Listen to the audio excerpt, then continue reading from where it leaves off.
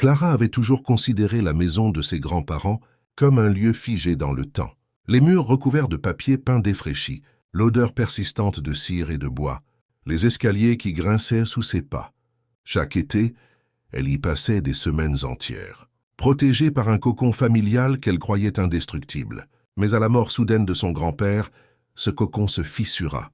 Dès le lendemain des funérailles, Clara sentit un malaise grandir. Sa mère, Evelyne, évitait son regard et semblait nerveuse à la moindre question sur le passé. Surtout, elle portait autour du cou une petite clé en argent que Clara ne lui avait jamais vue. Quelques jours plus tard, venue aider à trier les affaires, Clara monta au grenier. Là, au fond d'un coin sombre, elle trouva un coffre en bois massif, recouvert de poussière. La serrure, ternie par le temps, semblait intacte. Intriguée, elle tenta de l'ouvrir en vain. Le soir, Clara demanda à sa mère ce qu'il contenait. « Evelyne blêmit. Ce coffre ne te regarde pas, dit-elle d'une voix ferme. Oublie-le. » Mais l'interdiction attisa la curiosité de Clara. Elle comprit que la clé en argent devait correspondre à cette serrure. La nuit suivante, alors que sa mère dormait profondément, elle réussit à retirer discrètement la clé du collier. Le cœur battant, elle remonta au grenier et ouvrit le coffre. À l'intérieur, elle découvrit une pile de lettres jaunies, plusieurs enveloppes remplies d'argent liquide et un dossier officiel portant le nom de son père. Mais ce n'était pas le nom qu'elle connaissait. Elle feuilleta les documents, stupéfaite. Selon eux, l'homme qu'elle avait toujours cru être son père utilisait une fausse identité. Plus troublant encore, un certificat de naissance indiquait qu'un certain Paul Lefebvre était son père biologique. Avant qu'elle ne puisse aller plus loin, un bruit sourd retentit derrière elle. Sa mère se tenait là, les yeux brûlants de colère et de peur. « Pose ça à Clara, tout de suite. » Clara recula d'un pas, les papiers encore dans les mains. « Maman, qui est Paul Lefebvre ?» Evelyne referma le coffre d'un geste brusque et arracha les documents. « Ce n'est pas le moment.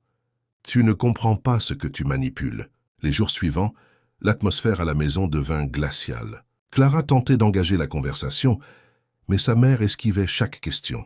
Plus on lui cachait la vérité, plus elle brûlait d'envie de la découvrir. Un soir, alors qu'Evelyne était sortie, Clara remonta au grenier. Le coffre avait été vidé. Seule une petite photo restait au fond. Une femme inconnue tenant un bébé. Derrière, un prénom et une date, écrits à la main. Ce n'était pas son prénom, mais l'enfant sur la photo avait ses yeux et sa fossette au menton. Clara se rendit aux archives municipales. Là, elle retrouva un acte de naissance au nom inscrit sur la photo. Même date de naissance, même caractéristiques physiques. Sauf que les parents indiqués étaient Paul Lefebvre et une certaine Camille Morel. Tout bascula. Sa mère n'était pas sa mère. Elle était sa tante. Les rumeurs, découvertes dans de vieux articles de journaux, ajoutèrent à la confusion. Paul Lefebvre avait été accusé d'un meurtre il y a 26 ans, avant de disparaître mystérieusement. Aucun corps, aucune condamnation, mais une réputation détruite. Convaincue qu'Evelyne savait où il se trouvait, Clara la suivit un soir. Elle la vit entrer dans une vieille maison à l'écart du village. Par la fenêtre, elle aperçut sa mère et un homme aux cheveux grisonnants, le visage marqué, mais dont le regard vert clair était identique au sien. Clara entra, le cœur battant. Evelyne et l'homme la fixèrent. « Je m'appelle Paul », dit-il d'une voix grave. « Et si les choses avaient été différentes, tu m'aurais appelé papa. » Il expliqua. Il travaillait avec le mari d'Evelyne, officiellement oncle de Clara. Cet homme mêlé à des trafics avait été retrouvé mort. Les preuves, soigneusement fabriquées, accusaient Paul. Pour sauver Clara, Evelyne l'avait déclarée comme sa propre fille et avait effacé Paul de son acte de naissance. « Ce coffre, dit Paul, contenait des preuves de mon innocence et de la culpabilité de ton oncle Pierre. Mais chaque fois que je tentais de parler, quelqu'un effaçait les traces. » Clara passa des jours à comparer les documents et finit par trouver la clé. La lettre anonyme accusant Paul avait été écrite de la main de Pierre. L'écriture correspondait parfaitement à d'anciennes notes qu'il avait laissées à la famille. Elle réunit tout le monde dans la maison des grands-parents. « Pierre, dit-elle, tu m'as volé 26 ans avec mon père. » Pierre nia, puis céda sous la pression. Il avoua avoir dénoncé Paul pour éviter que ses propres affaires ne soient découvertes.